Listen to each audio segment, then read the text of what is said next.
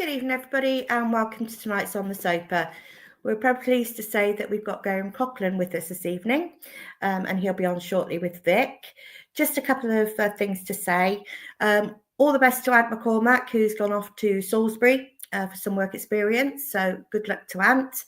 And also congratulations to Sam Mooreshead on the arrival of Sid, his young baby, his baby who was born this weekend. So congratulations, Sam. And we wish you all the best to the family. It's been Vic on. Hello. Hi, Chris. Hello. Yes, I second that. All the very best to you, Sam. I'm sure you know about sleepless nights, etc. But we wish you all the very best. And it was a lovely picture that we saw on social media a little earlier. So all the very best to the family. SAS Travel. Now, as you know, we're at home to Salford tomorrow night, so that doesn't really come into it. But on the Saturday, we go to Doncaster Rovers, who are flying high in League Two. 5 seats are left for that one. So if you want to get in touch with SAS Travel tomorrow, 5 seats are left. Departing the county ground at 8:45 a.m. Members £28, non-members £30. And Morecambe on the 29th of March go on sale tomorrow. Now that departs West Swindon at 7:15. Nigel Eady County Ground at 7:45. Members £33, non-members £35. Now they expect the first coach to sell very quickly for that one, so please book early. That's Morecambe on the 29th of March. So if you want to get in touch with them as soon as possible, then please do so. 5 seats left for Doncaster, so I expect they may go over the next day or so. So that's the SAS news for you. Okay, and hopefully we'll enjoy a game like we did Saturday. Yes, indeed. We'll talk about that later. We will. So once Graeme's finished, we will then go on to a very impromptu Monday night panel. So we've got a few people lined up to join us at that stage. So I'm going to leave you. So I'm going to bring Graeme on, and I will leave you and see you later. Thanks, Chris. Good evening to you, Graeme. Thank you very much indeed for joining us. You're currently at Buston United, I think, aren't you, managing there? So we'll find out about them in a little while's time. But your career is extraordinary, really. And let's go way back to the beginning. Born November the 18th, 1974 in Dublin. Your Swindon career was quite brief, but we will talk about that in times to come. But you started off at the delightfully named Cherry Orchard, which is also the first club of a Swindon striker of great renown, Owen Doyle, in the past. So tell us about Cherry Orchard. Good evening. Thanks for having me. Yeah, Dublin schoolboy team, probably one of the better teams, better schoolboy setups in Dublin. So I was there probably from the age of 8, 9 year of age. I went all the way through, and I ended up playing with the senior team, the men's team. I made my senior debut, probably similar to the National League North, National League South type of standard. I made my debut at 15. I couldn't obviously join them or play for them until I was 18 because club rules, you had to go all the way through to under 18s. So yeah, it was a very very good semi-professional setup, and they provided a lot of players for teams across in England.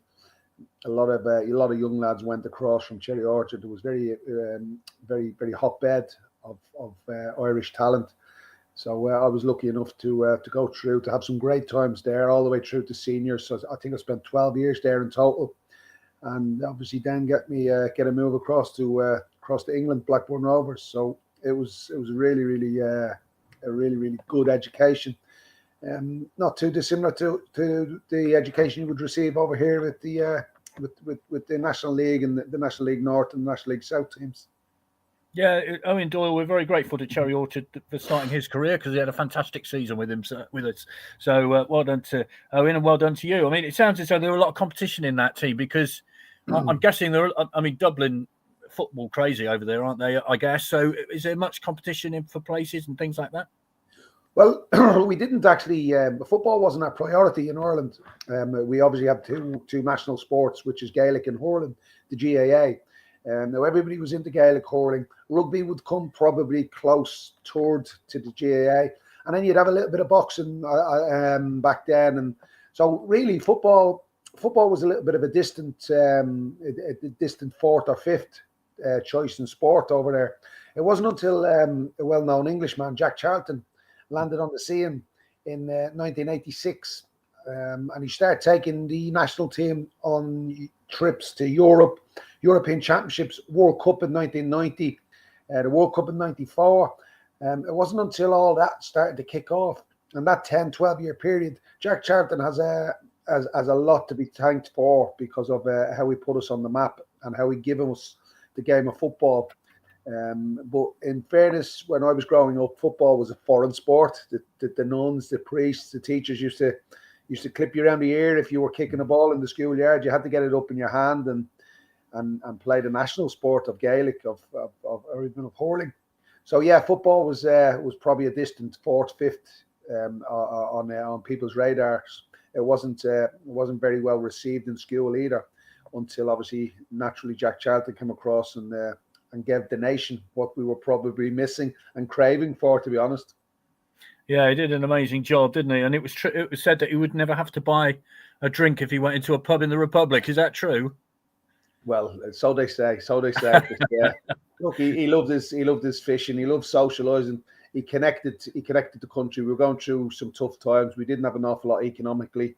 With the job wise, it was very bleak. Suppose the same as any other country, really. But those days, those 10, 12 years he gave us, the country connected, the country come together. We started to have a smile on our face. We started to believe in ourselves. We were only little old Ireland back then, and we couldn't win an argument, never mind a sports contest. Mm. But Jack certainly gave us that type of ownership, that type of with pride in our nation, pride in our flag. And of course, we had a lot of troubles, which are well documented, and probably would have been well documented across in England. So, yeah, it was brilliant just to get your head away from the rest of life or the realism of life. Jack took us off on this little fairy tale, on this dream, really, and it was brilliant. He just brought the whole country together, and the pride people took in waving the flag and go to watch the team, and even as young kids kicking a football in the streets and kicking a football in the field. It was unbelievable. I've never seen anything like it. The tournament mindset, the tournament mentality. Yeah, the great Alan McLaughlin, of course, Swindon legend, very much part of that, wasn't he? Well, he got the goal, didn't he, Alan McLaughlin, up in Belfast. He got the goal in 1987, I believe it was, against Northern Ireland. He scored, and he took us through to our first ever Euros, 1988 in Germany, where, of course, we played England in our first match. So our first ever European Championships game. You couldn't make it up. You couldn't script it. It was against England, our arch enemies, obviously, throughout the years, not only in sport, but on the field and off the field. But to script that and to put that together, and of course our English manager Jack Charlton had won the World Cup with England in '66. So put all that into the melting pot, and you could only imagine the hype, the atmosphere, and the excitement around our opening game against England in Stuttgart, 1998. And of course we managed to come through to the side and win 1-0. Still don't know to this day how we won 1-0, but we did. And it was, you could just imagine the scenes, grown men crying. It was just carnage. It was chaos. The streets were just filled with people. Everybody was having street carnivals, and the flags were out, the buntings, and it was just magical. It was unbelievable. It was probably, if I'm being honest, was probably the best period of my life that I could ever remember. And I've been lucky enough to my wife we were lucky enough to have 3 kids, and even that period in Irish living in Ireland, Irish sporting history, it probably goes down as the greatest period ever. Wow, that's something to remember, isn't it? Bray Wanderers, I think you played in the League of Ireland, didn't you, for Bray Wanderers? How did that come about? Pat Devlin come and see me play for Cherry Orchard and just asked me would I like to come and join the League of Ireland, go and play for Bray Wanderers. I was probably at a stage where I was probably wanting to push on. I was working as well. I was in a job. I was probably, probably £150, £175, and I thought I was a millionaire. You're earning that type of money, and you got a couple of quid for your football as well, maybe 50 quid, a little bit of bonus here and there. And I thought I'd cracked it. I thought I was a millionaire. I was going to buy Ferraris and houses with swimming pools, the whole lot. it was again special times. So we went out to Bray, and I think we won the league or the Shield, something like that. And Pat Devlin was good friends with Kenny Dalglish, and Kenny Dalglish had come across to Dublin on a weekend break, and he come to one of the games, and he's seen us play, so he's gone back to Blackburn. He's obviously putting the report in. So one or two of the Blackburn scouts, unbeknown to myself, one or two of the Blackburn scouts had come across and watched us play as well. So I got invited across to England, which I suppose when you start playing football, I suppose that's everybody's dream. But really, I didn't know much about England. I didn't know much about English football, although I was more into the Irish sport until, as I say, Jack probably educated us a little bit in that. But late 70s, early 80s, there was probably very little of the English football on the telly. We got the FA Cup finals, and that was it. And we had nothing really to shout about on the international scene. So yeah, it was special times. It was, and then obviously on the back of that, just around about the time Jack Charlton resigned, I ended up going across to England to chase a dream, really. Yeah, Blackburn Rovers, unfashionable winners of the Premier League, of course, with Jack Walker's backing. How did it work out for you? Because you didn't really nail down a first team place there, did you? No. I look back, and it's probably I look back now, and it's probably something that I try and speak to young players about. I did not know the first thing about fitness levels, about nutrition, about looking after your body, about eat, sleeping, drinking, dedication towards football. I did not know the first thing about recoveries, gym work, the first thing about training. Football was a hobby to me. Football was a game that I wanted to go out and enjoy, and I give my all, but I didn't know too much about it, if the truth be known. I didn't know how to prepare before, during, or after games. Training was, I was so used to going out and having a kick about with my mates. I'd go for a pint after a match. I'd go for a pint after maybe a training session, with your pals. And I just thought that life would continue. And in fairness, I look back, nobody really grabbed a hold of me and told me or showed me or pointed me in the right direction. I was probably at an age where I was old enough to be left to my own devices. It was a lonely old life, to be honest, an Irish lad coming across to England. And, I wasn't part of the academy, so people didn't really pay much attention to me. I wasn't part of the first team, so that other end of the club didn't pay much attention to me. I was probably left to my own devices. And that's probably not something that was going to help me in my career, to be honest. So I look back on it and I say, wow. If only I knew what I know now. If only we had the type of things that's available nowadays, sports science and player liaisons and things like that. But one thing I did find, I found an absolute brilliant training room full of leaders, full of top pros, top lads.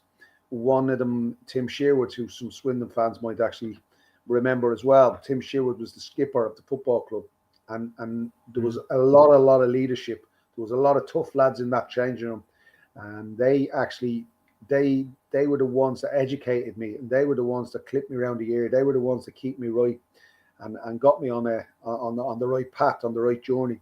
But yeah, I was really, really naive. Despite my age, I was 19, 20. I was really, really naive when it comes to football. Yeah, hindsight's a wonderful thing, of course, isn't it? But I guess over the last 30, 40 years, football's changed so dramatically, hasn't it? Whereby, say, for instance, players used to have a pre-match steak, for instance, which probably, when you think about it, is one of the worst things you can have when you're going to get a run about, isn't it? So, so much has changed. And I guess in your later career, when you became a manager and a coach, that's something that you can have in your locker that, this is how it's changed and this is how it should be. Well, one thing's for sure, Vic. I never had a steak growing up in Ireland.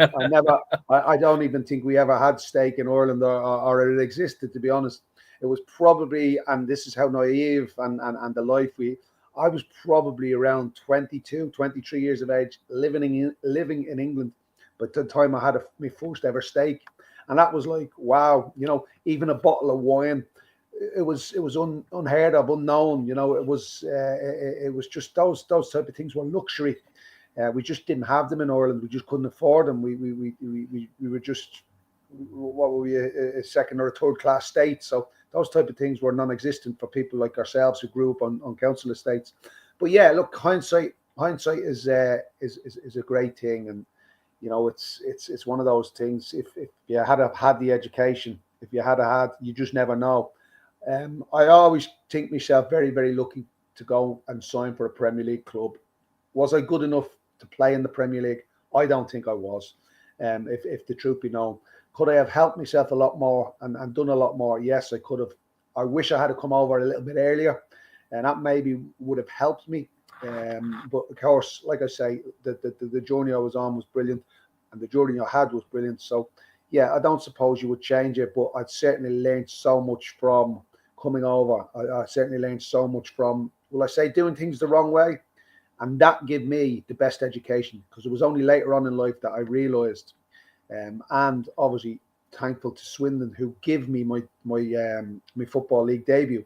And it's not, and I don't care what anybody says, it's not until you walk out that changing room onto that pitch, 3 o'clock on a Saturday, and you hear the noise of the crowd, you do not realise what you're involved in as a young lad. You do not realise what the love, the passion, and the goosebumps, and that feeling I got when I walked down that tunnel onto the pitch for the first time ever in England, playing an English football league for Swindon.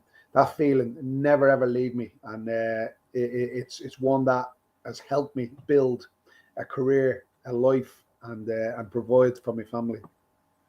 Well, let's talk about that then, because I've got a message here from Anthony. He says, 1997 was, of course, the Steve McMahon era. So Graeme must have a lot of stories. Well, how many stories would you have? Let's go through this. You joined Swindon on March 25th, 1997. Your first team debut was against Norwich, away from home, I think it was. And your last match was April the 12th against Ipswich, another East Anglian side, of course, in the home fixture. It wasn't a great season for Swindon. Things weren't going well. So what do you remember about that loan spell? Obviously, it had a great impact on you, that moment when you do come out of the tunnel. So what do you remember of it? I think I made my debut, I think it was just before we used to have the transfer windows used to be middle of March. Yes. It wasn't like now that they have the transfer windows to start of the season in January. The transfer window shut in the middle of March. We had a lad, Marlon Brooms from Blackburn, who went to Swindon on loan from Blackburn. I think he'd done 2 or 3 months. Now, I don't know whether he got injured or he was called back or something happened. But I'd been in I'd had a hernia operation, and I'd not trained for a few weeks. I got back and I played my first reserve game for Blackburn then for a while, because I'd been out for a couple of months with a hair after getting a hernia operation. I played my first game on a Tuesday night, I think it was, and Blackburn, I think it was Mick Walsh, who was Steve McMahon's assistant, was at the game. And then on the Wednesday morning, I got a phone call. Would I come in, because Marlon Brooms was going back to Blackburn. Would I come in and help them? They had some injuries. Would I be able to come in and just add to the squad? And I said, yeah, no problem. And again, I didn't know where Swindon was geographically. I just did not know where I was going. I only had a car probably 3, 4, 5 months.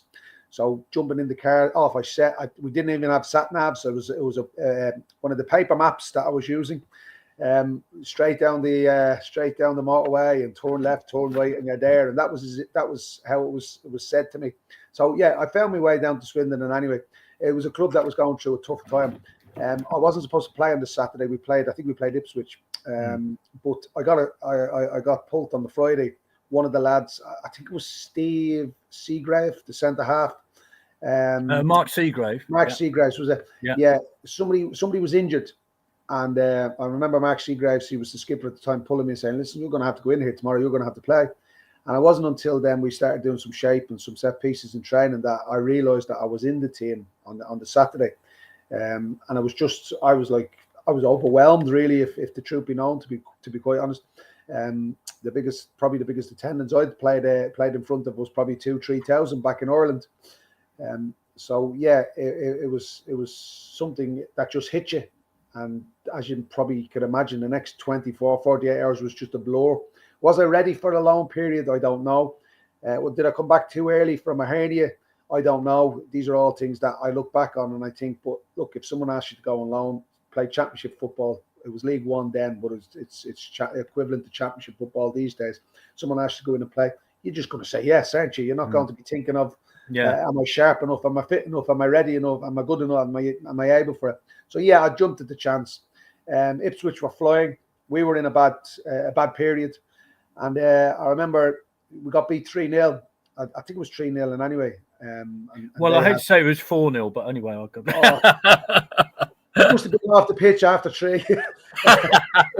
I don't know. Yeah, 3-4-0. Yeah, we got beaten anyway. So yeah, it wasn't a good time. It was the club was going through a bit of a problem. Confidence as well was seeping. Players just weren't settled, and we weren't winning games. But at the end of the day, that was a tough period, and it was a real steep learning curve because the atmosphere wasn't great, the environment wasn't great to go into, the confidence was low. Even seeping off the terraces, no fan wants to see the team getting beat. So yeah, it wasn't great. It wasn't a great. It was a brilliant club, but not a great time to go in and play. But actually, you are correct. I'm going to correct myself. It was 3-0 against Norwich. It was 4-0 against Ipswich. Was it?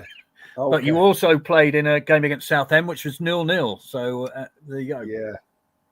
I remember the strikers. Was it Darren Eady, Robert Fleck, Marcus Stewart, and the big boy off Southend. He was banging goals in as well. I remember going up against the strikers. They were all strikers that were prolific and they were banging goals in left, right, and centre. So it was certainly a baptism of fire, to be quite honest with you.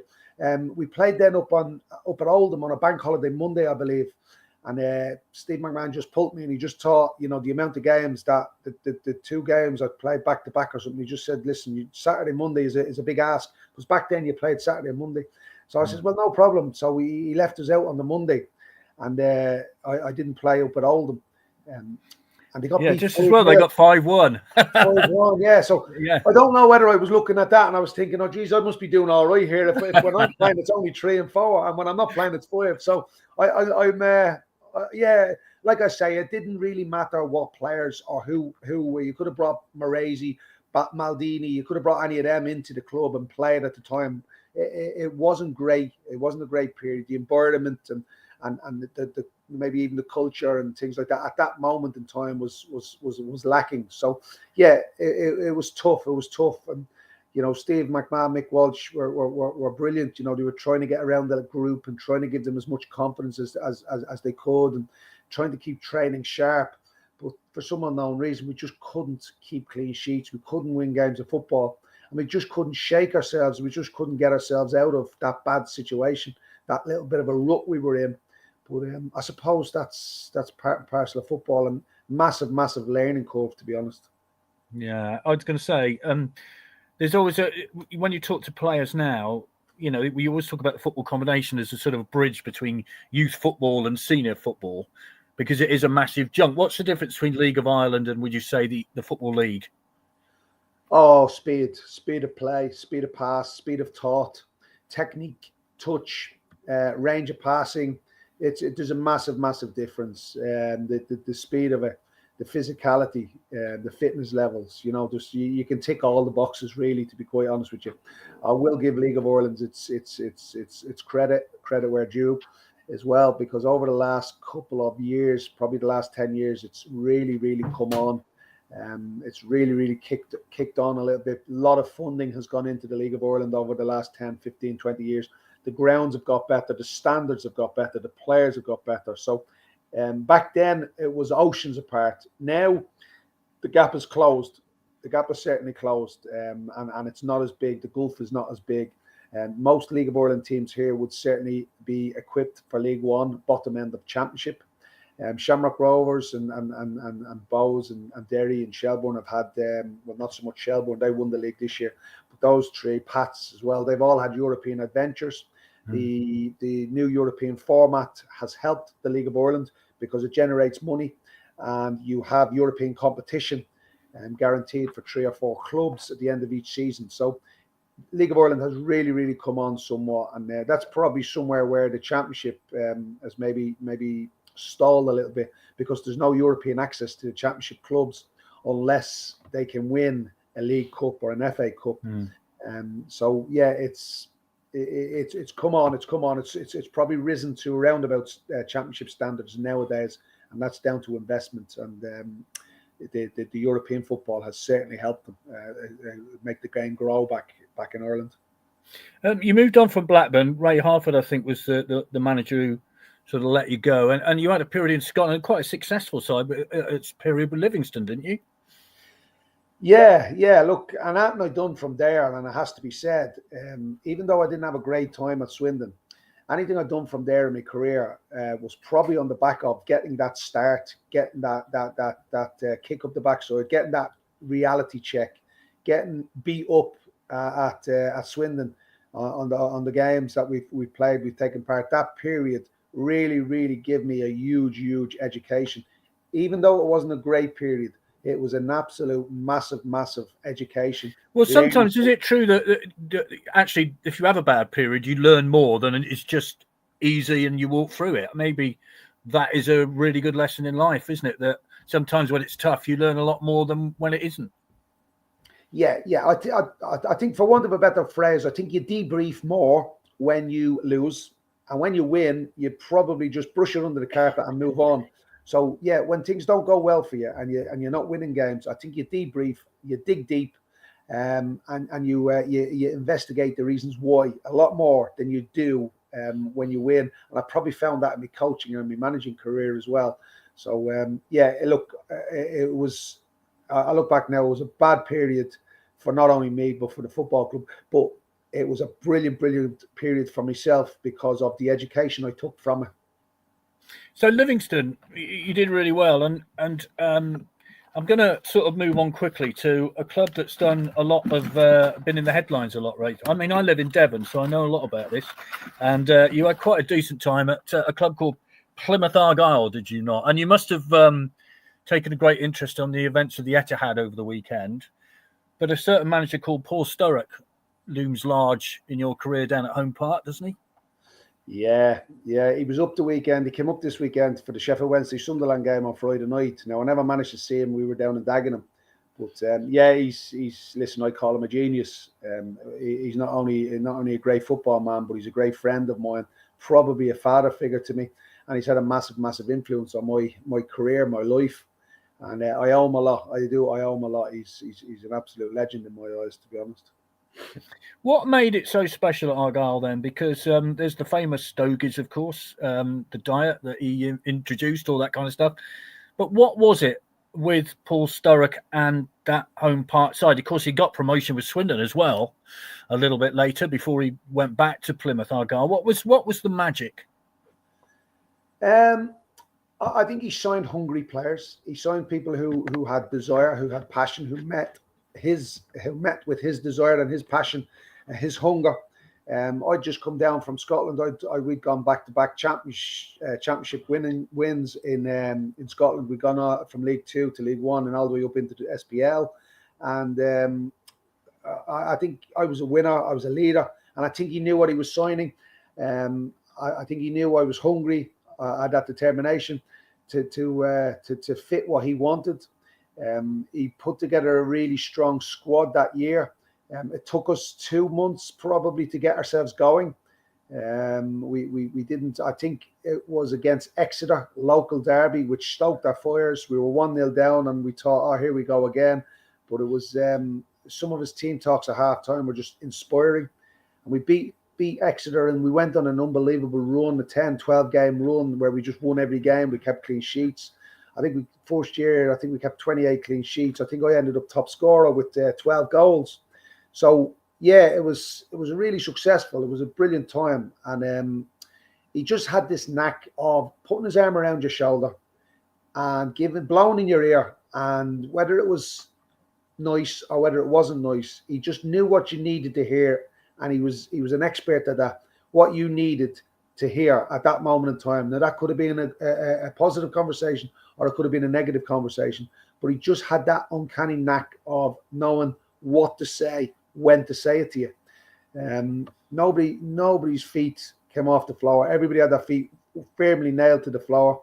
If you won a couple of games and he smelt, there was a little bit of excitement, or we were taking our foot off the pedal, he would absolutely come down on you like a ton of bricks. He was brilliant socially. He allowed us to go out socially, gather each other up on a Tuesday afternoon after training. Terra Tuesday, he used to call the training sessions on Tuesday. And then he used to make sure we all went out together for a bite to eat and a few beers. And that was a huge team bonding, team building exercise. And of course, I think we trusted him and he trusted us. And I think we knew that as players. We knew that when we took to the pitch. The manager trusts us. And we always knew he had this knack of last 10, 15 minutes, if we were still in the game or we needed something, he always had this brilliant knack of making the substitution that affected, 9 times out of 10, won the game for us. But his substitutions were so effective and so positive. And he had that connection. Again, I talk about connections all the time. He had that connection with the city, with the fans, with the players. And he made us create that connection with the fans as well, and that bond in the changing room. He worked really hard behind the scenes to create that togetherness, that bond, probably a little bit like you got at the minute with Ollie. He probably works hard at that. So as much work as coaches and managers can do on the field, it's the work they do off the field as well that can't be underestimated. What is that? Again, I'll use the word magic. What is that magic formula? We are seeing it with Ian Holloway. The connection between him and the fans. You know, he's brought about this resurgence. The town of, I say resurgence, we're 14th in League Two, but you know what I mean. You know, how does a manager do that? Because some managers just don't have it, do they? They just don't have that. So how do they do it? Character, understanding how honest and how hard working the community is and how much the community have to pay to get in on a Saturday.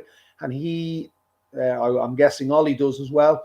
But Paul Sturrock made sure we understood that 15, 20 pounds back then, it might even be more nowadays, 25, 30 quid, whatever a supporter has to pay, that is hard-earned money, and money doesn't come easily in this world. And these type of managers, Tony Pulis I'd include there, Mick McCarthy, those type of people, they make sure players understand that, and they make sure there is a connection. But these managers that have that character, these managers who I call the miners, they go down the mines, they put the miner helmets on, the tin hats, and they go, the working class men. They are working class men, and they appreciate the community. They appreciate the honesty and the hard work that community provides for their family Monday to Friday, the tough times that they have to go through. And they probably have been through that themselves as kids, seen their own parents do that. I know I have. And that's probably how I can maybe get a little bit of a connection with fans and that. And I think it's just respect. It's just mutual admiration, and it's representing the community, representing the fans with everything you've got, going out on a Saturday and representing them. I think I call it put your heart on your sleeve, put your body on the line for them. And I just think if you can relate to the fans, they'll relate to you, and it provides a brilliant atmosphere on a Saturday. Yeah, well, one at Walsall, you'll be aware on Saturday, and that's one of the best atmospheres I can remember in a long time. And there was that connection between team, manager, and fans, which is fabulous, isn't it? When it's going, you must have experienced that as a manager yourself. I mean, you've been at Bristol Rovers, Newport, and you've been in, I remember the cup run with Newport. I mean, things like that. They're special moments, aren't they? Yeah, and I think the fans appreciate that. Of course, I touch on the honesty nowadays, and I don't know whether it's a trend or whether you'll get what I'm saying. But a lot of managers try to bluff the fans. A lot of people try to pull the wool over the fans' eyes through media. They use this word on the pitch: control. We control the game. Well, you didn't. Your two centre halves and your goalkeeper had the ball for 90% of the time. So that's not control. So a lot of managers tend to bluff the public. I think the public nowadays, because of the education that the public would have, the access through internet, the games consoles, the coaching badges that's available to them, the work that's been done in the academy, a lot of the fans are far more educated than they were 10, 15, 20 years ago. And that's because everything you need to know is at a touch of a button. Everything you see Sky, the apps that's available.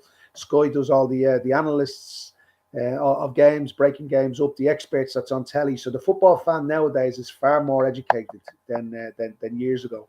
So it's very, very difficult to pull the wool over the fans' eyes nowadays. So I think the fans appreciate honesty, and you'll always build a connection if you're honest with them. And that's when you win, and more importantly, when you lose.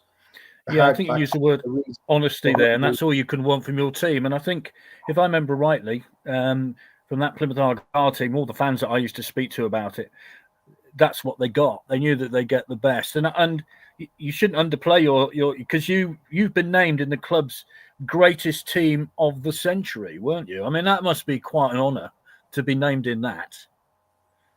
Yeah, it was, to be honest. I had a great connection with the Argyle fans. I absolutely loved it.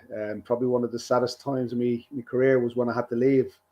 Our kids were born down there, you know, and I envisaged myself staying there for throughout my career, for the rest of my career, building a life down there for myself and me family.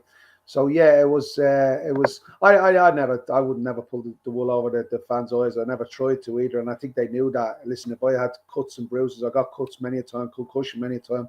I wasn't for coming off the pitch. So I suppose I was just trying to represent them and give them our all. We had some brilliant nights out as well. To be fair, we have to say we used to socialise.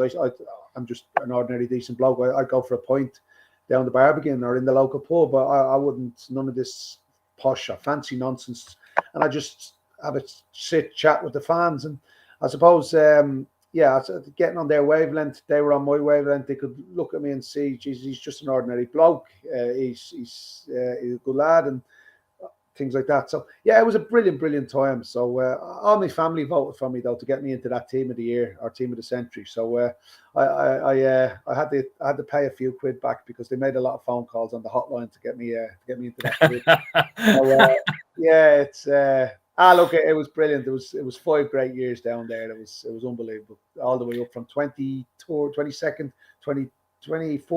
in League Two, and within 4 years we were playing championship football. Yeah. That was unbelievable. That was an unbelievable period. So what the time came to go, and Sheffield Wednesday, of course, then is a port of call. Another massive club. You're in Sheffield now, so you obviously know how big Wednesday are, along with Sheffield United. How did the Wednesday move come about? I got a phone call from one of the, I think it was one of the directors, just said to me that the football club, Plymouth Argyle, had accepted a bid from Bristol City. And I said, "What do you mean a bid? I've got a year left in my contract." And I was kind of, what's going on here? So little did I know, but in the background they were trying to. I didn't know. I look back now, again, hindsight, were the assets stripping at the time? I think they got 125 or 130 grand offer from Bristol City, and they wanted to take it. So I just turned around and I said, "Well, look, I've got a year left in my contract, so I ain't moving. We're due a baby as well. We were 2 weeks away from our second child, and it was just a bit chaotic. It was a bit sneaky. I didn't like the way it was done and what they were trying to do, you know, instead of being upfront and open with me, they tried to sneak around. And I think nowadays all players find out what's going on. And anyway, I probably found out a little bit later, but yeah, I had an opportunity. I went up to Bristol City, had a conversation with Bristol, and realised that Bristol's Brian Tinian told me how much they bid and what they were asked for. And I thought, well, there's no chance I'm allowing a club to pay that money. I'll come through the door for free.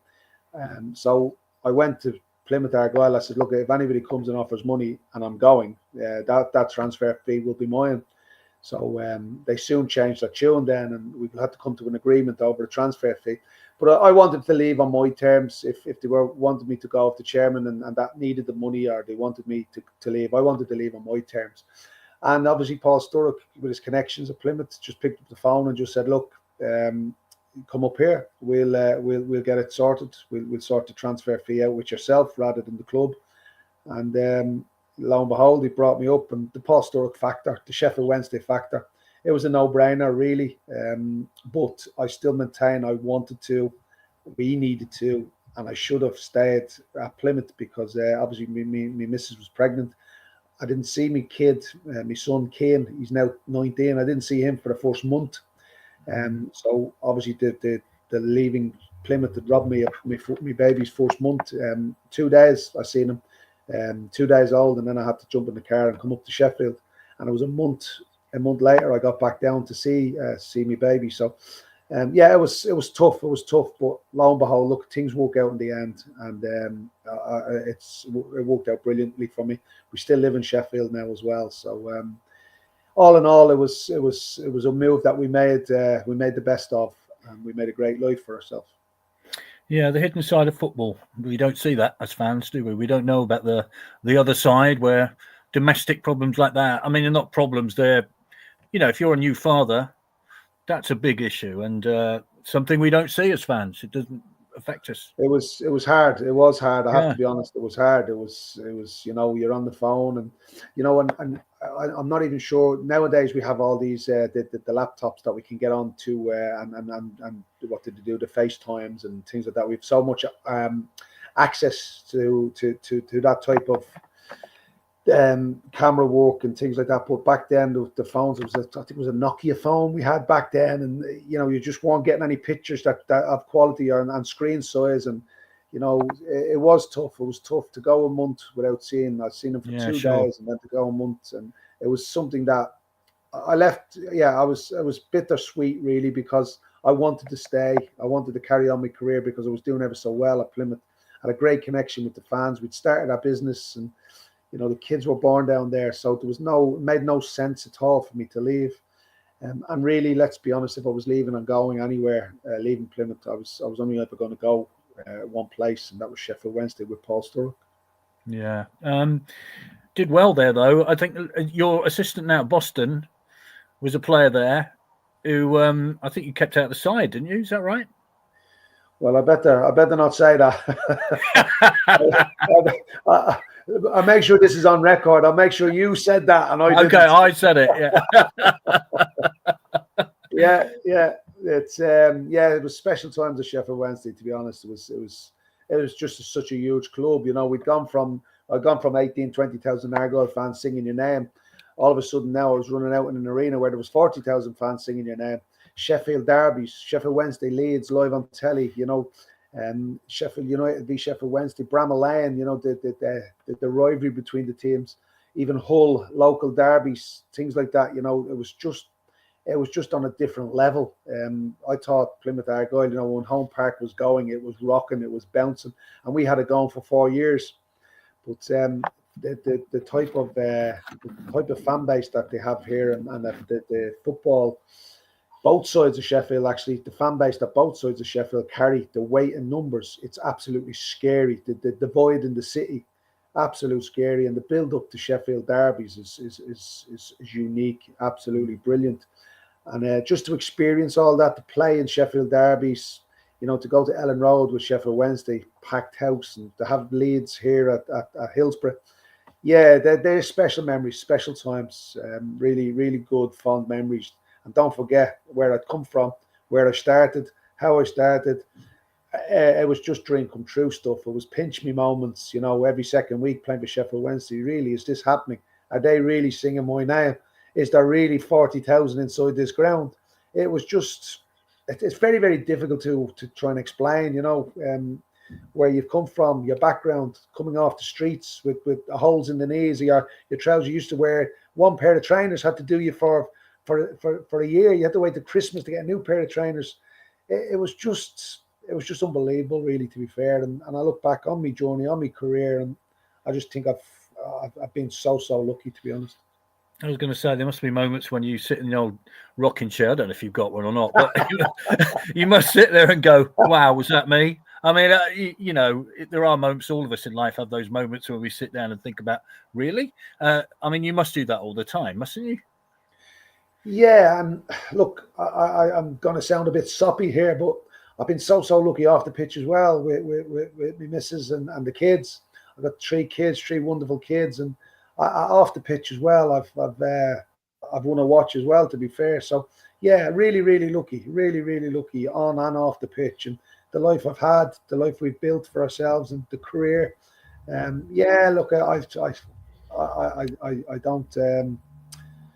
I don't tuck my nose up to it, and I don't suffer fools gladly. I've been really fortunate, and to provide for my family what we've got, and yeah, really a lot of hard work and a lot of tough times, and all those times away from your family, away from home. Yeah, but on the flip side of that, we've done okay. Bristol Rovers management, Newport County management. If I said 4-2 Manchester United in the FA Cup, I watched that game, and that's never a 4-2 game, was it? Let's be fair. I mean, you did all right in that one, didn't you? We did, yeah, we did. But again, like I say, we had a special group of players and a special fan base, and we had a tough time at Bristol. They posted losses. We had a tough time at Newport. We posted losses. It was a fan-owned club, fan-run club, and we posted losses of £1.2 million. So, if the truth be known, that cup run probably kept us in business and saved us, and paved the way for a new owner to come in as well. So, yeah, it was great. It was brilliant. We had a really, really good season, to be honest. I know we finished 18th, and people will look around and think, well, how was that great? But we survived. We stayed in the league. We didn't have the resources. We don't have the facilities or the resources at Newport that other clubs had. And it was a really, really tough time, limited players and things like that, and limited numbers of players. But we had a special group of players, some really, really good lads. Ryan Delaney, who's obviously was our skipper, and the lads worked their socks off, not only for me but for the football club, for the public, for the city, and they represented the city to the best of their ability. And it was a real good connection. And who knows, if we had had 2 or 3 more players, if I had been allowed to bring 1 or 2 more players in January on the back of the Man United game, the finances that we made, we maybe have been talking about something totally different. We may be talking about Newport, a League One football club, rather than a League Two football club. I couldn't bring in that January, despite having cup runs in the League Cup. We played Brentford and Charlton, and obviously the FA Cup to the 4th round, live on BBC, Man United. And I just thought, lovely, that'd be an opportunity now to bring 2 or 3 players in January. We just couldn't do it. We just couldn't bring them in. So the season petered out there, and we were playoff contenders right up until March, but we just didn't have the numbers. We just didn't have the strength and depth to maintain a promotion push. The season petered out, and we finished 18th, which was a shame. But yeah, if only. Yeah. But again, special time, special club. Well, you're at Boston at the minute, and you got a win at the weekend, I think, didn't you? Which your recent record's pretty decent, I think, isn't it? You've picked up a few points down towards the bottom of the league, but it's a tough old league, isn't it? The national. So how do you see the rest of the season? Well, I was asked to come in and help. I wasn't working at the time. I just left Newport. I took a couple of months out, holidays, and the usual, spent some time with the family and just research myself and ask myself a few questions and just realign myself, really. So it was a challenge that I took up around about Christmas time. The club was cut adrift. They had no hope. They were probably against all odds. I took it on. The form of late, the performances have been really good. The results hadn't been coming, but over the last few months, or the last month now, the results have been coming as well. So to get performances and results where we're set in the league is really, really positive. Can we pull off a miracle? I don't know. We will certainly try, but we're giving ourselves a little chance. But we just can't compete with probably 10, 12 teams in the division, because we're a part-time football club, hybrid model. Our lads have jobs as well. They don't solely rely on football income.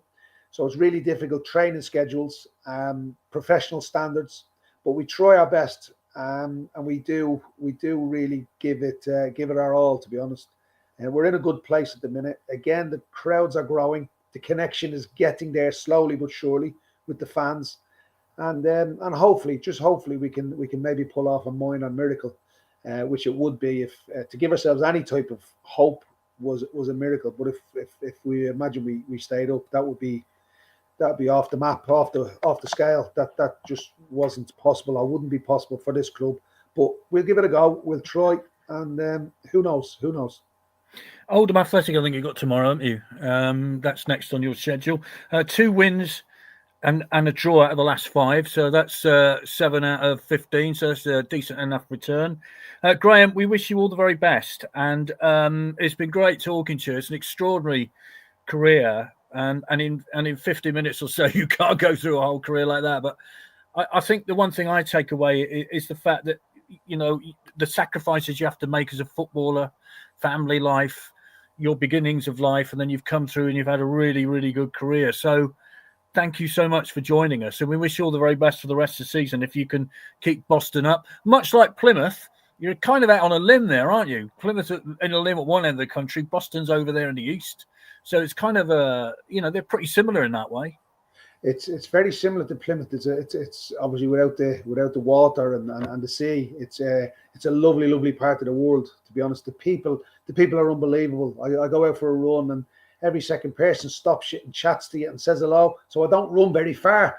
I can't even get to the bottom of the driveway, and I'm speaking to people. But it's brilliant. It's brilliant. They're so friendly. It's a lovely area, lovely place, and the people are brilliant. And I just hope we can achieve and a little bit of a dream come true for them to be able to stay in the division if we can. And if I've got my historical facts right, I think that's where the Mayflower started and made its way around to Plymouth. So there's that connection between the two as well. But there you go. Graeme, it's been fantastic. Thank you so much for joining us. And we wish you all the very best for the rest of the season. Brilliant. You too. Thanks for having me. Been a great pleasure. Thanks so much, Graeme. Pleasure. And keep in touch. Good luck for the rest of the season. Bye-bye. Thank you. Bye. Thank you. Right, so thank you, Graeme. And now we have we'll bring on all our guests to talk about the result on Saturday. So hello. Hello. Hiya. Well, we think that. Oh, yes, they are. Mark. There's Rob. Hello. There's Becky. Hello. Hi, Beck. Hello. Actually. And there we go. Hiya. Brilliant. Thanks so much, guys, for our impromptu panel. So I will leave you to it. Thanks, Chris. It was great talking to Graeme Coughlan. You talk to a footballer and you find out that it's not all about running around and playing football. There's a lot to your private life as well that goes on that you don't know about. And, you know, it's those stories that you don't know necessarily when you watch them on a Saturday afternoon. But we are going to celebrate a Saturday afternoon because it was a very special day. Walsall 0, Swindon Town 1. Mark and Anna, I saw you together at the end of the game, looking rather happy. Rob, you were sat near me. I mean, it was one of those days. I was saying to Graeme earlier, you know, there are certain days when you look back on and you think that atmosphere was about as good as it got. You know, it was cracking, wasn't it? Yeah, really good. Everything was really good about the performance in terms of the spirit and the fight and the gutsiness of it. Really, football-wise, it wasn't a great spectacle, was it? You know, the pitch wasn't conducive to that. I think Holloway said, didn't he, that you couldn't really play football on that pitch. Mark Kennedy would have tried to play football on that pitch. They'd still been playing out from the back even tonight if he'd been manager. But in terms of Holloway, he's got it dead right. He's simplified the play. It's more of what we've said before, Vic, isn't it? In terms of, you know, the way the players are playing, the way he set them up, defend, block, tackle, kick it, all of those things which are going to hopefully get you points and have led to 2 1-0 wins on the bounce. When was the last time we heard that? Well, 1 goal conceded in 3 matches. I mean, that's says it's for itself. I'm going to go through the team in a minute because it's very special. I'm going to do this, Rob, and a reason I'm going to do it. Ripley in goal, McGregor, Clark, Wright, and Freckleton. A yellow for Clark on 22 minutes. Sabawali substituted for him on 80. Offerbore, Kilkenny, Cottrell, who got the goal, of course. Glatzel coming on for him on 80 minutes. Nichols, Shamanga. Kane on 92, and then Smith. The reason I've gone through the team, Rob, is, you know, on the bus on the way back sometimes, they come around and ask for man of the match, and you think, I haven't really got a clue. Absolutely not got a clue. Any one of those players could have got man of the match on Saturday. Yeah, they were fantastic, weren't they? It was sort of like the culmination of what we built up over the course of these last couple of months, wasn't it? You look at the performances have gradually they've either been very, very strong offensively and relatively tight defensively, or the opposite way around. But that one on Saturday, that's the first time we've showed real grit and chiseled out a result, I'd say. Out of all the games we've played, that was one of those games where you could see the quality in the opposition, even though, as Mark said, the pitch wasn't conducive to decent football. You could see the quality that they had, a big physical side. They were ready to boss you about and mess you about all through the game. And we stood up to them. I can't say how highly I rated some of those performances. I'd especially pick out the midfielders, because I have to say I thought Offerball and Kilkenny, in terms of the breaking up of the play, winning their tackles, winning their battles, and obviously Cottrell with the finish as well. Those three just epitomised the way that team has just moved forward in such strength from where we were 3 months ago. And as you say, it's hard to pick out players, because I could have literally say the same for the other 11 that were out there during the course of the game as well. But those three for me just stood out and shone above the rest. And when you've got all the players putting 8 or 9 out of 10 performances in, you're going to get results. And that was exactly what we did on Saturday. Becca, I mean, if I was to say two names for you, Kamongo Shimanga and Miguel Freckleton, I think 3 months ago, if you'd said to a Swindon fan those two would have outstanding games at Walsall, they might have laughed at you, but not so now. I'm still not 100% sold on Freckleton. I've always been honest. I just, there's something about him, but I'll absolutely give it to him. He has really improved the last couple of games. Shimanga, I mean, my son thinks that he is Shimanga. He refers to himself as Shimanga. So, for a 7-year-old to turn around and say, yeah, I like Shimanga. He writes in all of his books and things like that. He's got to be doing something right. For me, that's how I know somebody has massively improved and really started to come through the team, when he decides they're my new favourite. What's that say about the team, though, Beck, that win and that performance? What do you think it says about where we've come since that dreadful, dreadful night at Colchester in December? I mean, for me, I had this chat with my dad last week, because me and my dad went, I think it was October of 2023, we went to Notts County on a Tuesday night, and that was the start of our demise. We'd done really, really well up until that point, and we got beaten by them. Again, I think that was McGoldrick with a couple of goals. And I said to my dad, I feel like this could be our win.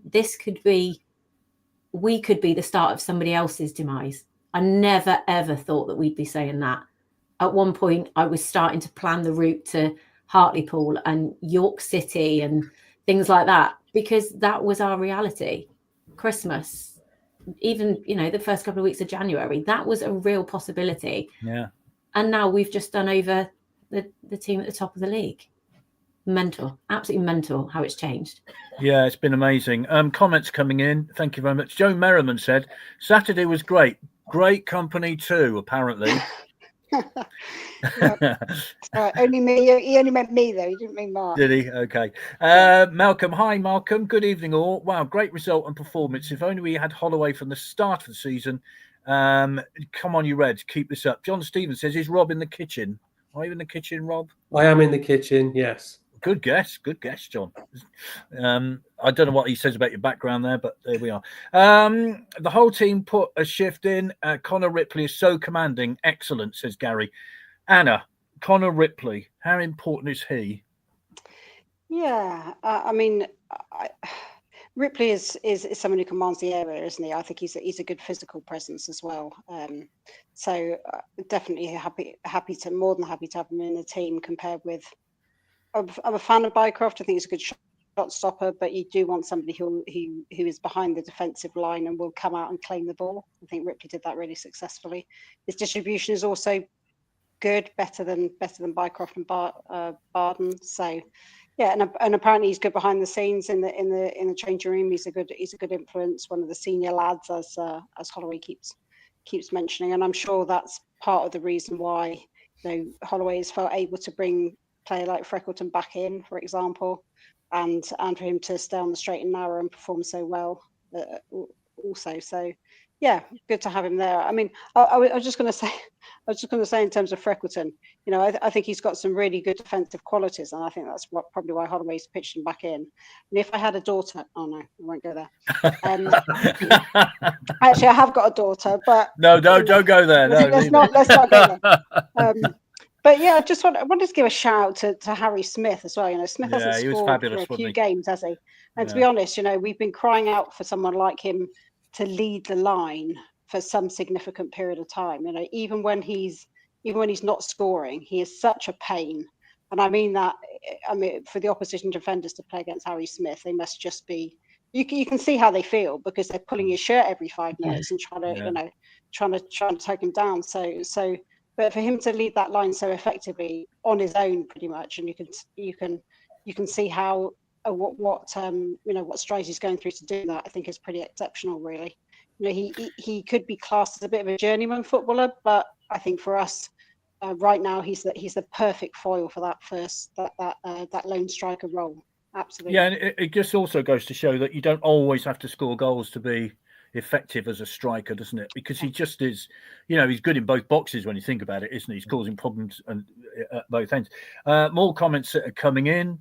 Let's have a look. Anthony, hiya. It was a scrappy game on a horrible pitch against a very good team, and we won. For me, we look so much stronger when Ollie Clark is playing midfield or defence. Hi, Sean. It was just nice. Looking forward to going to games now. Tomorrow can't come soon enough. And I think that is a feeling. Hi, Pete. Agree the whole team should get man of the match. How many of Saturday's team will be rotated tomorrow, says Nick. An experienced goalkeeper makes the difference. Let's go to our old friend possession. Walsall 48.2%, Swindon 51.8%. So we narrowly won the game, Mark, and we narrowly won on possession. So there we are. How about that? Who was saying, Vic, over the weekend that possession was an irrelevant statistic? It is an irrelevant statistic. Yeah, it really is. Yes. I mean, how many of our previous managers have gone, we had 57 or 58%, the opposition had 42, and it's a shame we lost 3-0. Yeah. I don't care about possession. No. I want to win football matches, and we've proved over the last couple of games that we've won, in some ways, won ugly. I disagree a little bit with Rob when he said it was the only time we've ground out a win, because I thought the Chesterfield game was very similar in lots of respects. We ground that out as well. It again wasn't pretty, but we managed to win. We're finding ways to win games, whether at the start of the season we're finding ways to lose games, and that's massive. I agree with your comments about Ripley, and unusually I'm going to agree with Anna again about Harry Smith. Harry Smith is great.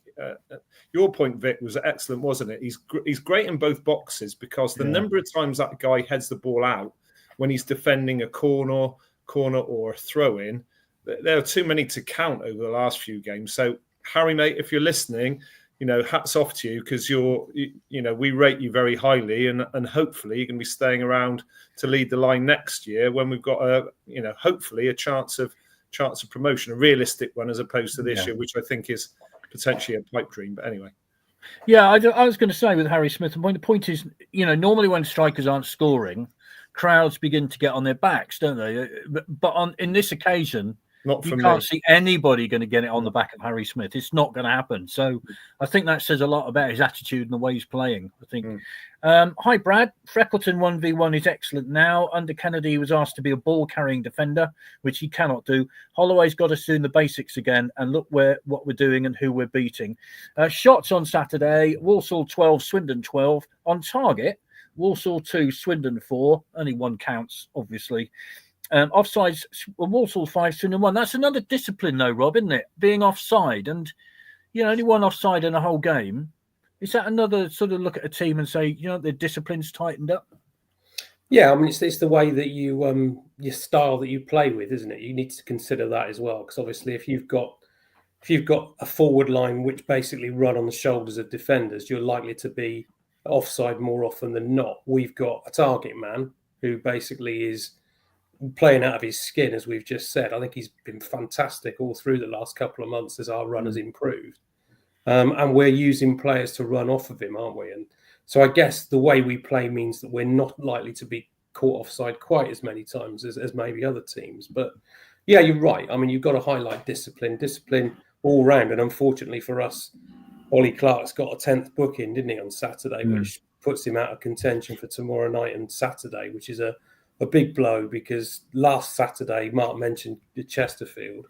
For me, the reason I didn't mention Chesterfield in the same breath as Walsall was because I thought the conditions played their part more in that game rather than necessarily the performance. I think whether it was gritty, whether it wasn't, you just got to play the conditions rather than the team you're playing against. It was just a horrible, horrible day, wasn't it? Yeah. But Walsall were a top quality side, and you need to make sure that you are 100% on it in every position on the pitch. And I think Coach Holloway, as I must refer to him these days. Coach Holloway did make sure he mentioned that during the post-match analysis, didn't he? He said straight away that every one of our players were really on their game, and we told them that they had to be, because there's no way at all that we would have got a result if they weren't. But I do think we will miss Ollie Clark's presence. I don't think there's any doubts about that. Hopefully Delaney's fit as he was in the matchday squad Saturday, and it can be a like-for-like replacement tomorrow night. And obviously the form he was in before he got his injury shouldn't weaken us defensively. But Ollie Clark on the pitch at any stage at the moment is a real bonus for us because he drives that team forward.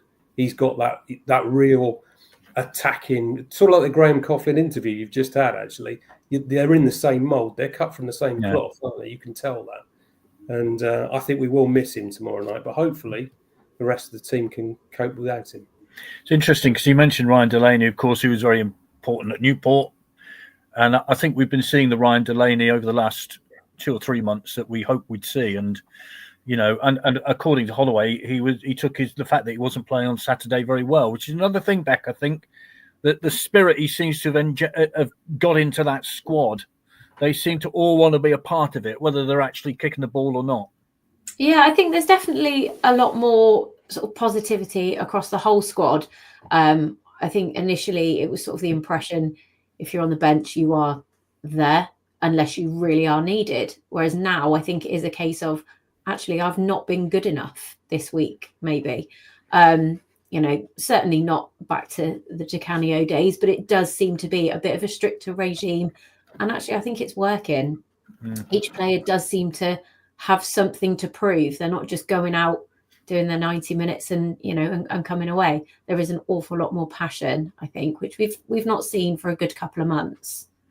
Yeah, you're absolutely right. Hi, James. Thanks for this. Tariq Awakwe has gone on loan tonight to Aldershot until the end of the season. So Awakwe not in the building. Ant McCormick, we said earlier, had gone to Salisbury on work experience loan for the rest of the season. Hi, Kevin. Harry Smith takes a stick that and leaves other players free to score.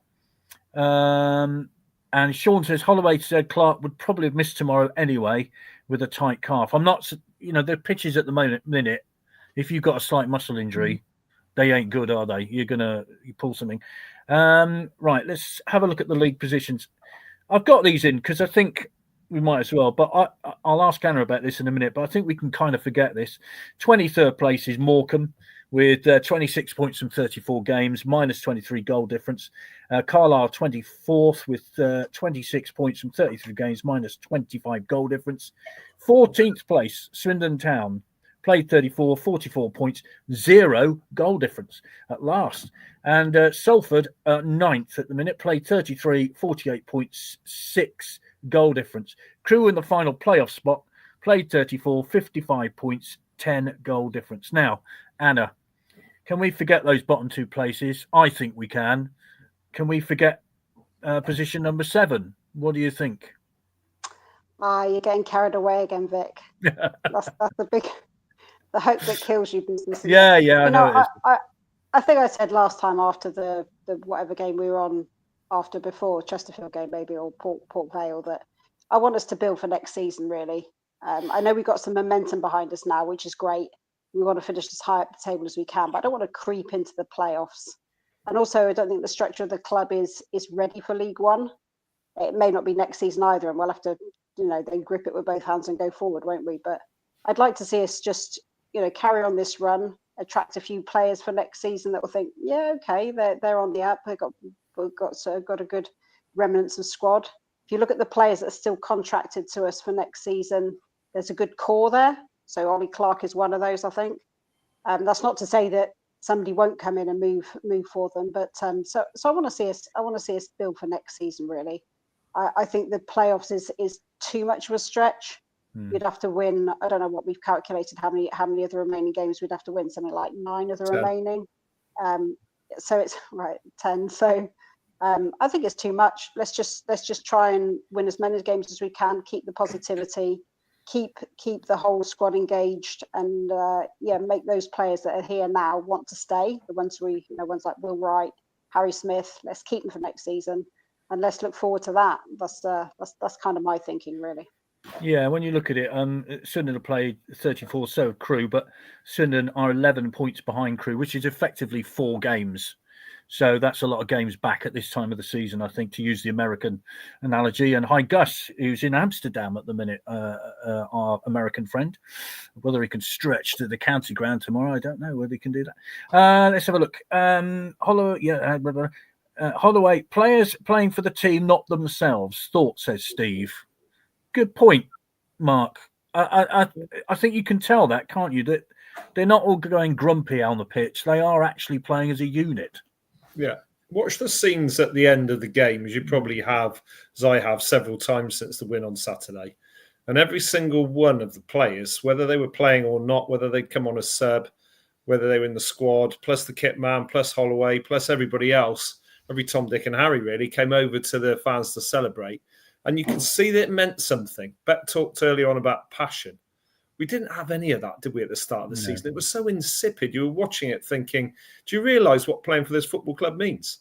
And now Holloway's got it dead right. Players are playing like the fans want them to play, like I would play if I was playing for Swindon Town. Never, ever anywhere near good enough. But if I was there, you give every single piece of you, don't you? Every single % that you can. And that's clear. So somehow what the guy's done at 61 years old is great. Hats off to Holloway. He's engendered this team spirit, this togetherness, this passion that's made it really enjoyable to watch and probably quite enjoyable to play in as well, because everybody seems to care what happens. And at the start of the season, didn't seem to care at all. No, he made one comment. I was listening on the way back, which made me laugh, actually. He said, if I leave you out, don't moan, shut up, I'm still paying you. I just thought... Fair enough. Fair enough. You can't argue with that, can you? Kevin says, I'm getting old. I want to see the championship again. True. We'll see. So do I. I'm probably older than you. Tamsin says, I always look at goals scored when you're down the bottom, as you are always going to concede. The bottom 3 are in big trouble. While it's mathematically possible, we should try and win every game possible. If we scrape 7th on the last day by 1 goal, I'd take it. And are most likely to put money on the title next season. Depends on who we keep and additions. So, Salford tomorrow night, Rob. I mean, do you know what? It's quite nice to be talking on a panel in a positive manner after the last 6 months that we've had, which we mentioned that awful night at Colchester when we were all on that bus and basically thinking, if I never go and watch Swindon ever again, I won't be too disappointed after that. It was one of those horrible, horrible nights, wasn't it? Yeah, it was. And I think we've alluded to it probably too many times on here now, because it was the nadir of our season, wasn't it? It's that moment. The nadir of the last, goodness knows how long. Yeah. We'd finally hit rock bottom in the Football League, and you fancied at that point in time there was no coming back. And what Holloway has managed to do with a team of players that are pretty much unchanged, Nichols and Ripley apart, generally speaking, it's the same squad. And they look chalk and cheese. The players who were struggling to get games, like Offerbore, how was he struggling to get games when you see how good he is when he comes on and plays for us now? And similar to Kane is a classic example, isn't he? We barely saw his name mentioned in the first 3 months of the season. And he's come in and done a fabulous job in the last couple of games. Obviously, he didn't get too much time on Saturday. It might be back tomorrow. You don't know. I have to say, I've got every respect for the man. I think he hasn't performed a miracle because we're 14th, for crying out loud. Let's be quite frank. We know this is the lowest division and we all want to be out of it. But to pull us up from really our chins and our bootstraps, I can't believe we are where we are. And as you said earlier, if you'd have been saying to me on that coach at Colchester, we can forget about the 3 at the bottom when we're talking the first week of March, I would have just laughed at you. I really, really would. I would never have believed it. So it is some kind of a miraculous recovery that we've made here to get ourselves into this position. How far can we go? I'm a little bit with Anthony. I think just concentrate on every game. I know we're not equipped at the minute to be a League One team. We know off the field there are so many other issues that still need to be sorted. But when you're on a run of form like this, you just want the next game to come along as quickly as it possibly can, don't you?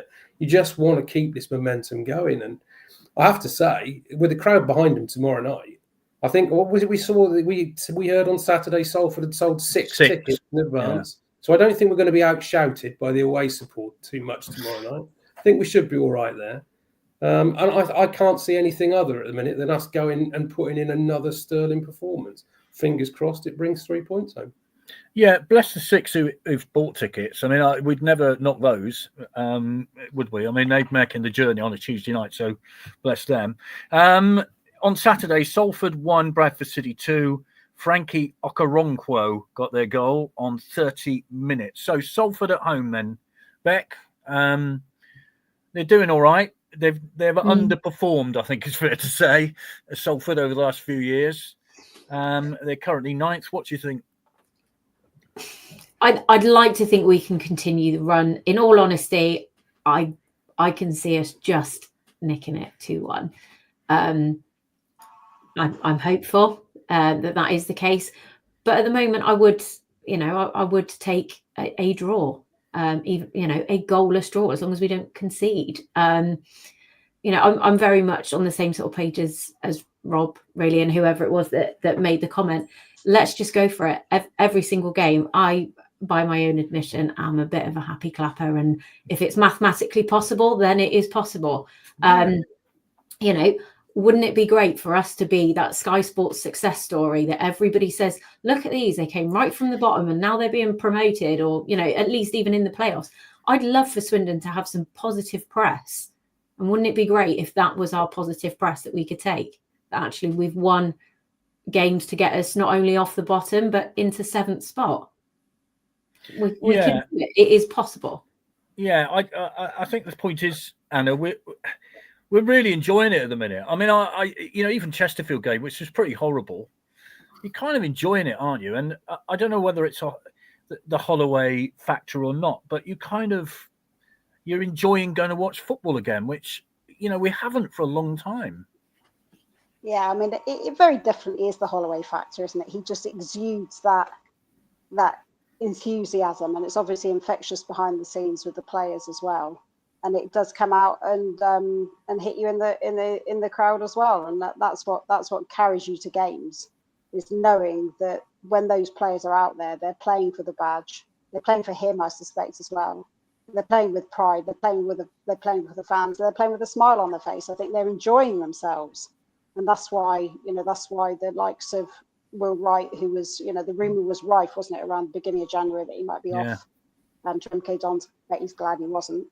And that's why players want to stick around. So, it is enjoyable going to games. It's enjoyable going and knowing you've got a chance of winning, as opposed to going to these games and thinking, it's just a defeat again. And that's what was happening at the beginning of the season, as far as the away travel was concerned. So, yeah, long may it continue, and I hope the positivity extends to the rest of the season. Let's see what we can do. But I want us to build for next season. Tomorrow, I think, is going to be tough. Carl Robinson, I suspect, is going to come and park the bus. I know they haven't had a good last few games, have they? I think they've won one in 9 or something. So they've dropped out of the playoffs in favour of those other teams creeping in. So I can imagine now they're already thinking, they're going to want to put the brakes on. They're going to want to be spoilers. They're going to want to stop anything we've got in terms of momentum going forward. Nobble Harry Smith, getting riled up, that sort of thing. I think that's probably going to be roughly their game plan. We've got to keep cool. We've got to keep calm. We've got to defend the same as we've done the last few games. If we can play, it's a tough ask to play as well as we did Saturday, to have a performance like that from every single player on the pitch. But I think we've got to be, we've got to not underestimate them. They've got some top strikers in the side. So, maybe having Delaney back and that bit of height And I think we miss Clark having that bit of height with Delaney in there as well. I think would probably be helpful. So yeah, I want to win tomorrow. So do I. Let's get another win. Yeah, let's get another win. It's interesting, isn't it, Mark, that Will Wright has kind of been a bit of an unsung hero, really, hasn't he? He's so steady at the minute. I mean, he doesn't miss anything. And when you look at the rumours about him going to MK Dons, boy, we've sailed past MK Dons and left them behind. Of Scott Lindsay has now departed, of course, but he's just been one of these sort of silent, solid, gets on and done it players, didn't he? Yeah, every week he's a 7 out of 10 every game, isn't he? He perhaps goes under the radar, but I think every fan who's watched the game will appreciate Will's qualities. He's probably being asked to play a little bit different to how he might like. I get a sense there's more of a footballer there. He probably wants to perhaps bring it out of defence and pass it more. But Holloway's just said, look, clear your lines, kick it, head it, tackle, block, all of that. And he's doing that really, really well. And you don't want to play for MK Dons, let's face it, do you? And they're not a proper football club anyway. So you keep playing for Swindon Town and, you get the plaudits from the fans. I would say I agree again with Anna. This is getting a bit of a habit, really. And tomorrow, it definitely is a tough game. I think Beck said, there was a bit of doubt in all of us to say they've got to keep going.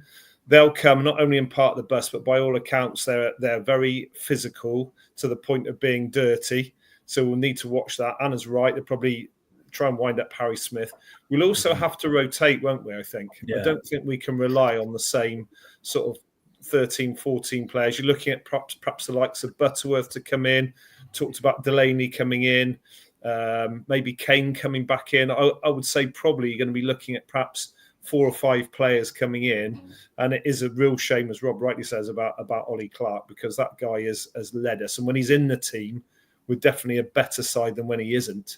So I think it's a tough game, and you could see another 1-0 or 2-1 or perhaps a 1 each. I don't think either side's going to run away with it. So hopefully, fingers crossed, another win.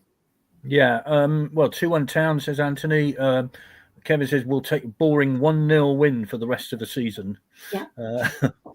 Yeah, fair enough. Seems to be more atmosphere next to away fans lately. Fair few have moved from Town End to there. Well, as I say, 6 coming from Salford, as we know. Possibly they might stretch to a minibus.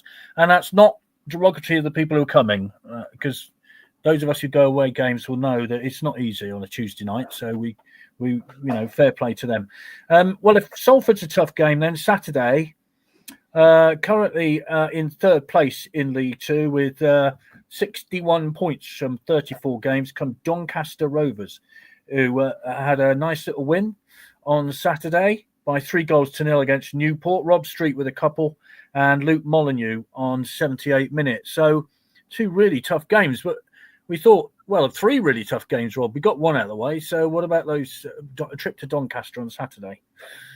Well, I think I said last Monday, Vic, if we win 3 out of 3 of these games, then I might start talking seriously about the fact that there could be an interesting end to the season. But before we do that, there's an awful lot of football to be played. And we were playing a team who were a top quality side on Saturday, but with a little bit of a dip in confidence. They hit a bit of the buffers, hadn't they? They were struggling a little bit in terms of recent results. Salford, similar situation. If we'd been playing them a month or so ago, we might fear them a bit more than we do today. But Doncaster are the one team who are actually banging form. So that will be a totally different test next Saturday. I think the guys have already said, we don't see anything other than a Salford park the bus. Let's see if we can break them down type game tomorrow night. But Doncaster will be quite expansive. They'll play some football. It's a nice wide pitch up there. So we will see a different type of game at Doncaster. Hopefully it will suit us a little bit better, and hopefully their pitch will be a bit better than the pitches we've played on lately. But that will be a very, very tough game. And I think out of the 3, to be honest, even though we're playing team top of the table on Saturday, I think next Saturday at Doncaster is probably the toughest of the 3. If we can come out with 4 points from these next 2 games, I will be very pleased with that return. Yeah, sure. Beck, what's your thoughts on it? I mean, they do seem to be the form team. Of course, they were the ones who put a great run towards the end of last season together, didn't they? So proves it can be done. But they're going to be a tough team to beat. Yeah, I agree completely with what Rob has already said. I do think it's going to be a real test for us. I think it will be quite a physical game. I fear for Smith. I think it's just going to be everybody pile onto Smith. Everybody go for Smith just to stop us getting the attack. I don't necessarily think that they will be sort of, slowing play down or anything like that. I think they are purely going for the win. I certainly don't fancy our chances, and that's not something that I say lightly. But as Rob said, if we can get 4 points from the next two, great, absolutely. At this point in time, I would 100% take a draw, 100%. Yeah, I think we take a point from that. Then, of course, a week on Saturday, it's a little local derby against Cheltenham, one of those teams we've beaten away already this season. So, Anna, what are your thoughts? I mean, it's 2 tough games in a week, 3 tough games in a week. There will be rotation. You would imagine a player like Offerball might start on the bench tomorrow night, things like that. Who knows? I'm sure Ian Holloway will look them in the eyes and see how they feel. But what are your thoughts on Doncaster? Yeah, I mean, on both the games, and I think Holloway has referred to something which perhaps he hasn't used in the past much, which is the data. The scientists are telling him what's going on with the players' bodies, which is important, that they don't run themselves into the ground. I can't honestly see them even then in leaving Offerball out as Clark's not playing. Offerball is incredibly effective on Saturday at breaking up the play. You could say that that's not what we need at home, but I think I would leave him in. Clark's not present. Saturday is going to be quite a different proposition, as we said. Tomorrow it might be us trying to break them down. Saturday is going to be there. They're at home. They're on good form. I tipped them at the beginning of the season to be up there just on the basis of that momentum they had from last season. So it's going to be a tough ask to go up there and get anything out of the game, to be honest. But we're measuring ourselves, aren't we, against these clubs now? And we know what would have happened earlier in the season. We'd have been absolutely, been absolutely mullered by these teams. So Holloway's right when he says, well, let's see how far we've come. Last Saturday showed that. These next couple of games are going to be as tough a test as that in different ways. So you've got to expect the rotation, because some of those more senior players can't play that number of games in a week. And even someone like John McGregor, young lad. Let's think about McGregor as well. Should he really be playing 3 games in 10 days like that? And I suspect that maybe Sobowale will come back in, maybe tomorrow or Saturday, depending how things go. So, but we know now that whoever does play is going to step up to the plate. Yeah. And the amount of change that not just the players bring, but the tactics and the formation within games, within a 90 minutes. They seem to roll in and roll out almost seamlessly, which, when we talk about managers not having a plan A and a plan B, well, Holloway has A, B, and C from what I can see, and it works pretty well. So, yeah. Let's see. I couldn't call it. Saturday. I think it's going to be really tough, but hopefully we'll give it a good go and get entertained again. Well, let's see, Mark, how it goes. I thought with Joel McGregor, you could sort of point us that of his coming of age game, couldn't you, on Saturday? I mean, he looks like a boy with the way his socks are, but boy, oh boy, he had a fabulous game, didn't he? And he doesn't get bullied, does he? For a kid who's so young. No. Did you hear that comment, Vic, by the way, that they sorry, Mark, that comment that came in behind Andrew Hawes as he was commentating? Did you hear that played back? Some Walsall fan shouting, "Ref, you didn't book him because he's only 12," or something like that. Well, he does look about 12, but you see the point I'm making, Mark, about his socks being not all the way up and all that kind of stuff. But, the way he plays, he looks like an experienced player of 27, 28, doesn't he? Yeah. We're not bullied at all now, are we? No. It's incredible when you think at the start of the season, more or less the same players, like Rob was saying early on, with the exception, obviously, of Ripley and Nichols. None of those players are bullied on the pitch. None of them at all. Kilkenny, Cottrell, they all stand up, don't they? It feels like it matters so much. What do you want your players to do when you've been a fan as long as I have? You want your players to fight and scrap for every single ball. And that's what they're doing. and great, to single out McGregor, because I think there's a really superb talent there, isn't there? And you can imagine already that clubs sadly are going to come sniffing for him during the summer months. But I would say so many of them. We said at the start of this program, didn't we, that pretty much all of them deserve man of the match. You got Offerball, who covered 10,500 meters. He's run 6 miles during the game, which is amazing. We've talked about Harry Smith. The defence was great. When called upon, Ripley was excellent, was solid. And you couldn't name anybody who was below a 7, really, could you? No. And sometimes at the start of the season, you might have a couple of 7s, and then you might have a couple of 1s. Sadly, and I won't name names. Compare and contrast. We can guess what I'm talking about. Yeah, compare and contrast the 4-0 home defeat by Walsall earlier in the season and Saturday. I mean, that's the difference, isn't it? Well, that was their easiest 3 points ever. I mean, they'd never get a game like that. They were just handed the goals on a plate. And if ever you wanted to come out of that ground feeling so dispirited at the start of the season, it was that. And now contrast that with the way you came out of the ground Saturday. I even got a hug from Chris. I mean, that was like... So, and she only gives them out sparingly to special people, Mark.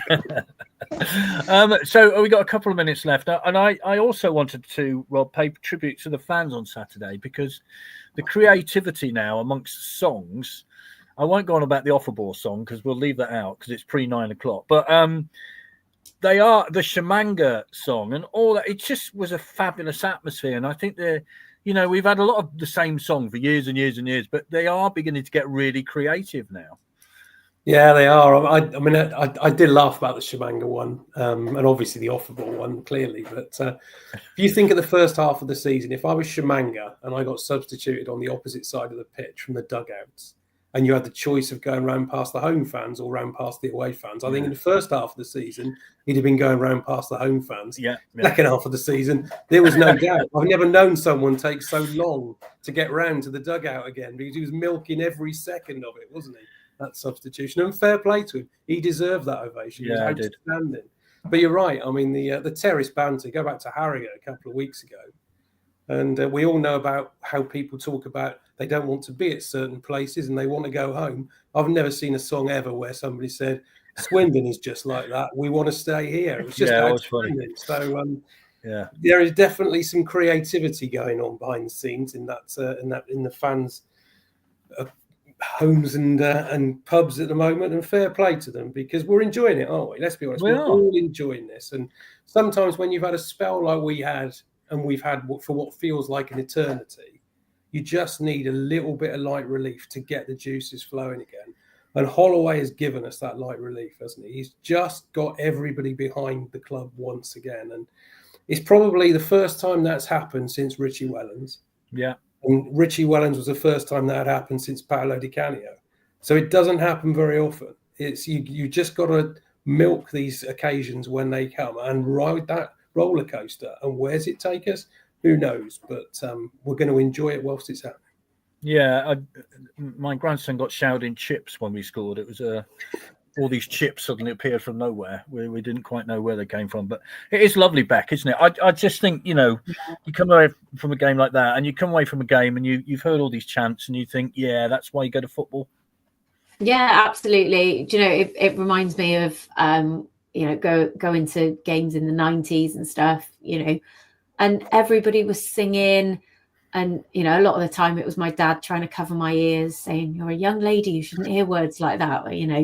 It's great. It's nice to see that these 9 times out of 10, it's young kids. And that's not me being ageist or, but it's the young kids that make up these songs. Good on them. They're enjoying themselves. They are the next generation of football supporters.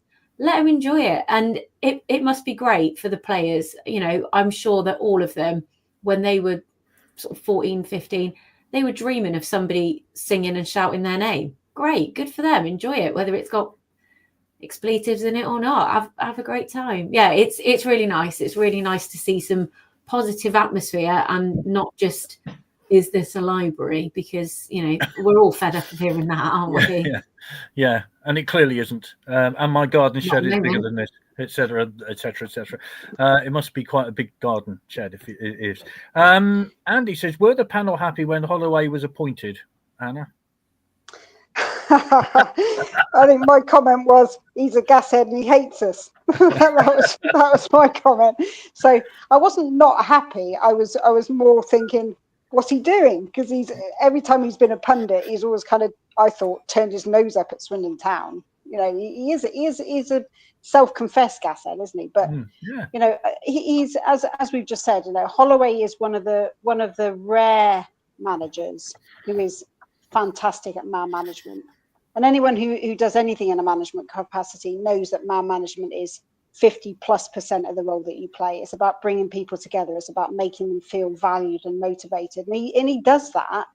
What he also does, which is great, but at the same time worrying, is he said it. He feels like this is his club. And that's what it feels like as well, that, you know, while someone like him is around, he fills the club. And Wellens the same, Di Canio did the same. But what the worry part of it is, and okay, we're in the throes of wins at the moment, but so it is, you know, he moves on and the whole thing goes again. And that's what worries me about structurally at the club. But right now, fantastic. You know, I think I couldn't wish for anyone else to be coach or manager at the club, to be perfectly honest. I think he's great. So yeah, I think that's a fair point. Let's not think about when he goes, because I think we're enjoying it at the minute. Sean says, should have heard it in Weatherspoons at New Street. The staff were holding their hands over their ears, couldn't hear yourselves think. That's great, isn't it, Mark? I you know what I mean? Yeah. You just come out of a ground and everybody's buzzing, and they all go home on their car and the bus and whatever, and you're just buzzing. It's fabulous. Yeah.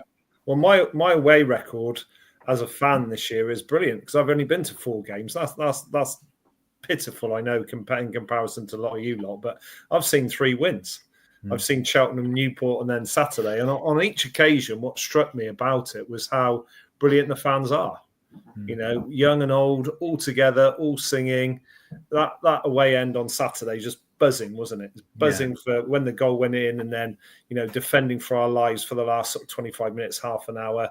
Then obviously at the end, the kit man coming over and doing all this, you know, and it's just great. You just love that. You have to contrast it so much with the beginning of the season. That's possibly what feels so good, because we were absolutely in the pits, weren't we? That Colchester game, I didn't go luckily, but I can just remember thinking we're 92nd out of 92 Football League clubs.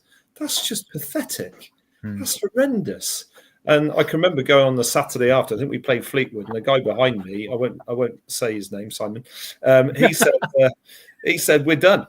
He said we're done. Yeah. I said, hold on a minute, come on, let's wait a bit. So I think we had about 14 points after 18 games or something. Then it was truly pathetic. And then we beat them, and that was the start of our home run. And then we haven't looked back. I think we're the 3rd best form team in the league, aren't we, in the last 10 games? Brilliant. Just enjoy it, because they don't come around too often, this kind of run, does it? And we just hope it continues. 8 games without a defeat at home. I hope that hasn't put the mockers on it for tomorrow, but it's been, my fault if it does. Right, thank you very much indeed for joining us this evening. We just thought we ought to celebrate Saturday, because those occasions are very rare, and it was interesting to hear Graeme Coughlan talking about Paul Sturrock at Plymouth and the connection that he had, and how that compares with Ian Holloway. And I think that's a very good comparison, because they're old school, aren't they? And they kind of do know about the connection between they get it, the club and they do get it, yeah. And I don't think some of the managers we've had previously, not naming any names, but not just haven't, but they do. And I think that pays great testimony to them. So there you are. Thank you all. Chris. Thank you very much, guys. I know it was short notice, but thank you very much for taking the time out to join us. Very interesting conversation with Graeme, who has messaged us to say how much he enjoyed it. So was great. It was good to talk to him, because you know you don't often hear that side of football, do you? You know, like not seeing his newly born kid for a month, you know, because of his move and all that kind of thing. We should also mention Fools Rush In is on at 9 o'clock as well. So yes, so we better get off petals on. Next Monday, we've got another on the sofa. We've got 3 people on, actually. So we've got Mick Wolford, ex-player. We've got Roger Reeves, background legend.